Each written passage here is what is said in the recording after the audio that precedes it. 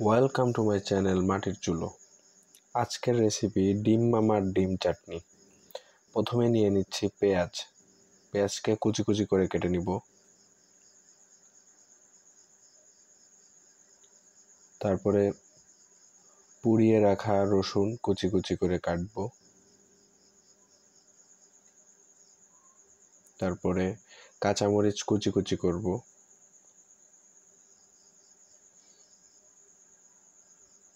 শসা কেটে নিব।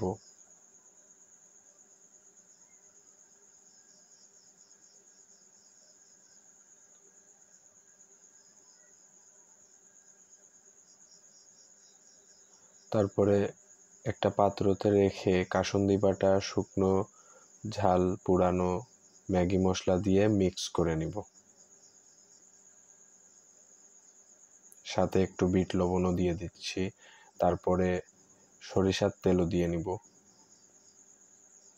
তৈরি হয়ে গেল ভাইরাল ডিম মামার ডিম চাটনি।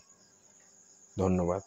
ভিডিওটি সুন্দর লাগলে লাইক, কমেন্ট, সাবস্ক্রাইব করে পাশে থাকবেন। ধন্যবাদ।